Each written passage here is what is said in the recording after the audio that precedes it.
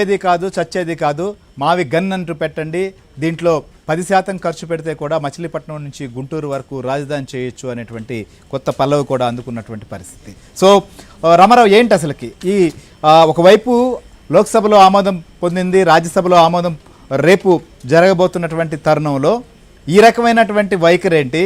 So bill pass కావడం పట్ల అక్కడ కూటమి పక్షాలు రియాక్షన్ ఏంటి? మొదట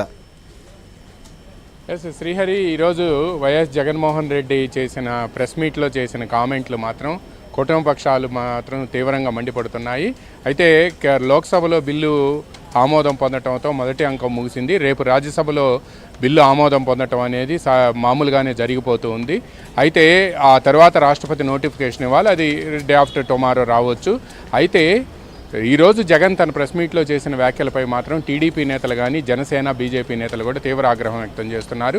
ముఖ్యంగా 4 పాయింట్లు శ్రీహరి. నెంబర్ 1 ఏంటంటే, అసలు మీరు వైసీపీకి శాసన మండలిలో మెజార్టీ ఉంది అని చెప్పి మీరు ఈ తీర్మానాన్ని శాసన మండలికి ఎందుకు తీసుకురాలేదు అని చెప్పి జగన్ ఒక పాయింట్ లేవనెత్తాడు.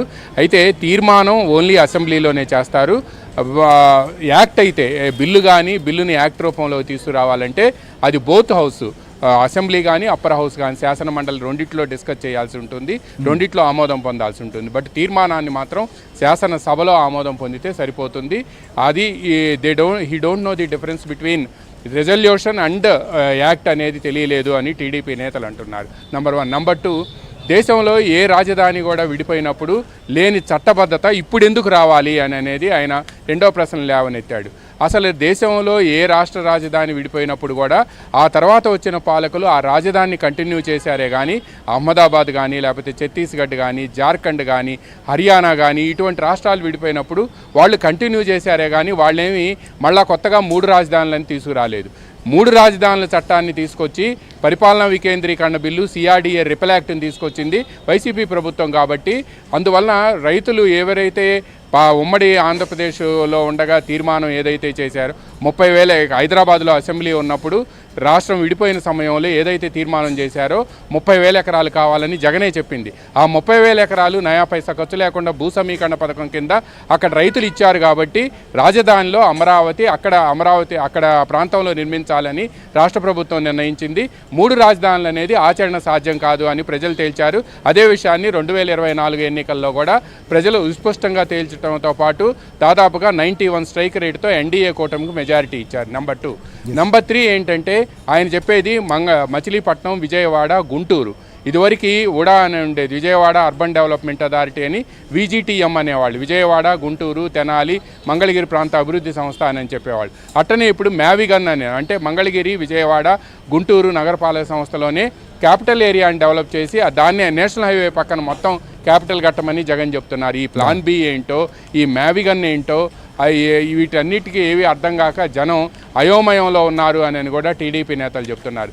నెంబర్ 4, జగన్ చెప్తుంది ఏంటంటే, అమరావతిపై మరోసారి మళ్ళీ విషం కక్కారు. ఏంటి అంటే, అమరావతి అయ్యేది కాదు చచ్చేది కాదు అని.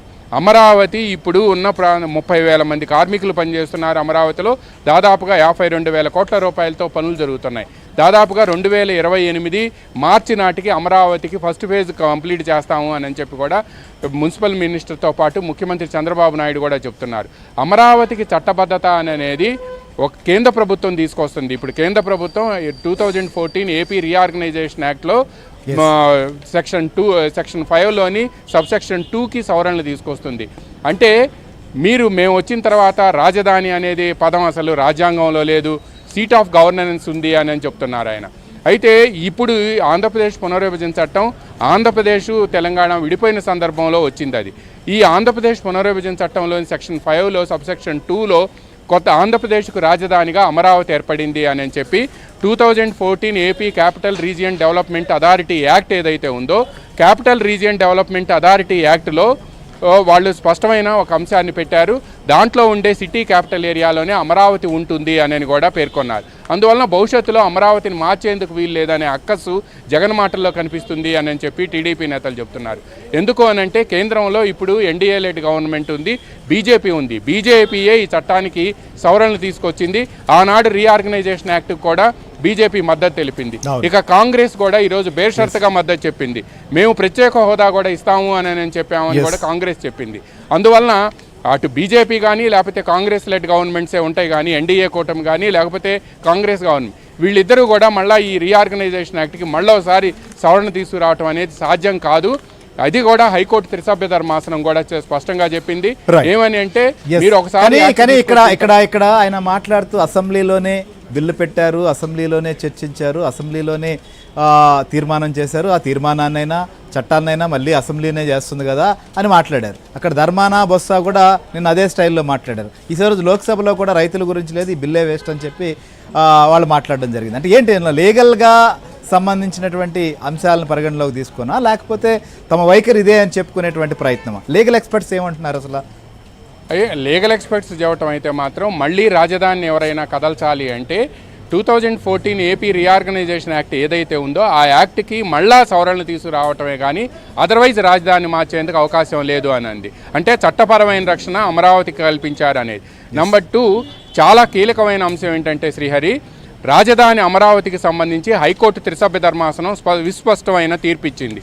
ఏమని అంటే ఒకసారి ఆంధ్రప్రదేశ్ పునర్విభజన చట్టం ప్రకారం రాజధాని గుంటూరు విజయవాడ మధ్య కృష్ణానదీ తీరంలో ఉండాలి అని చెప్పి అసెంబ్లీ అదేవిధంగా శాసనమండలి తీర్మానం చేసిన తర్వాత అదే అంశంపై మరో తీర్మానం చేసే లెజిస్లేటివ్ కెపాసిటీ అంటే లీగల్ కెపాసిటీ శాసనాధికారం అసెంబ్లీకి లేదు అని చెప్పి స్పష్టమైన తీర్పిచ్చింది.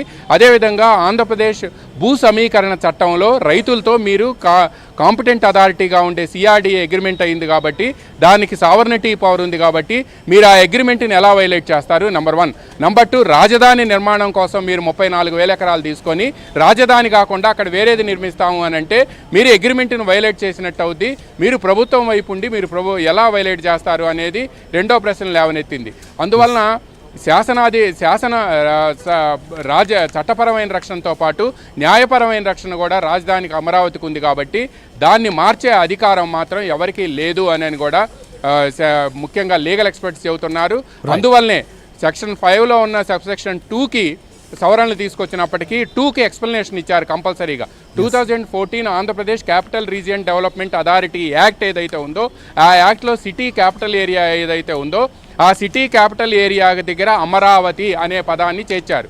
ఎందుకు అని అంటే భవిష్యత్తులో జగన్ వచ్చి అమరావతి అంటే మేము విశాఖపట్నంలోనో లేకపోతే రాయలసీమలోనో ఒక ప్రాంతాన్ని గుర్తించాం, మేము ఇదే అమరావతి అని అంటున్నాము అనే దానికి అవకాశం ఉంది. కాబట్టి కాన్స్టిట్యూషనల్ ఎక్స్పర్ట్స్, లీగల్ ఎక్స్పర్ట్స్, సుప్రీంకోర్టులో ఉండే సీనియర్ అడ్వకేట్స్ ఏం చెప్పారంటే తప్పనిసరిగా దాన్ని డిఫైన్ చేయండి, ఎక్స్ప్లెనేషన్ ఇవ్వండి అని చెప్పారు. అందువలన ఆంధ్రప్రదేశ్ రీఆర్గనైజేషన్ యాక్ట్లోని సెక్షన్ 5లో సబ్సెక్షన్ 2లో దానికి ఏదైతే కొత్త రాజధానిగా ఆంధ్రప్రదేశ్కి 2024 నుంచి అమరావతి ఏర్పడింది అని రెట్రాస్పెక్టివ్ ఎఫెక్ట్ చెప్పారో దాని కింద explanation 2014 AP capital region development అథారిటీలో సిటీ క్యాపిటల్ ఏరియాగా గుర్తించిన ప్రాంతంలో అమరావతి ఉంది అని ఎక్స్ప్లెనేషన్ ఇచ్చారు. కాబట్టి ఇక అమరావతికి శాసనపరమైన, చట్టపరమైన, న్యాయపరమైన రక్షణ లభించింది అని చెప్పి లీగల్ ఎక్స్పర్ట్ చెబుతున్నారు శ్రీహరి.